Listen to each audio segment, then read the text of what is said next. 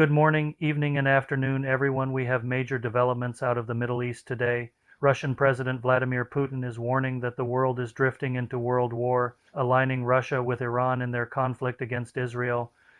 Meanwhile, Israel has launched strikes on Iran's nuclear facilities, specifically near the city of Bushehr, where Russian nuclear scientists are currently working. Tensions are soaring as the U.S. begins large-scale deployments of forces to the region, with signs pointing to possible intervention. In a rare and serious public comment, Putin stated that Russia and Iran are fighting the same forces and warned of a global drift toward a broader war. He also confirmed Russian nuclear staff remain inside Iran's Bushehr nuclear plant, despite reports of an Israeli airstrike nearby, likely an intentional move to deter further attacks. This could set the stage for direct Russian involvement if any Russian personnel are harmed. Air defenses were activated in Bushehr just hours ago. While it's unclear how extensive the Israeli strike was, the attack indicates that Israel is willing to hit strategic Iranian sites, even at the risk of escalating with Russia.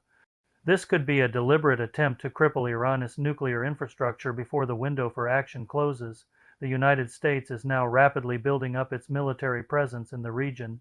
F-22 fighter jets have been deployed to Jordan, and the USS Nimitz carrier strike group is set to arrive imminently, bringing the total number of U.S. carriers in the area to 2.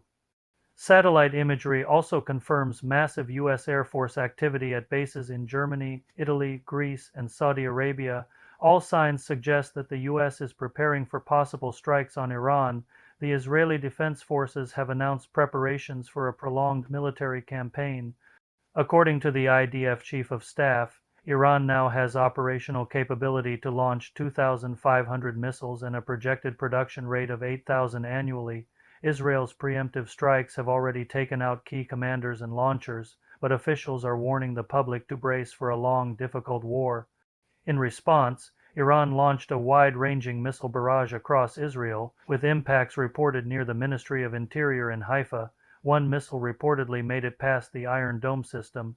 Iran also used its most advanced missile to date, the Khorram-Shar medium-range ballistic missile, but it was intercepted. Meanwhile, Iranian officials are refusing to halt uranium enrichment despite the ongoing Israeli strikes.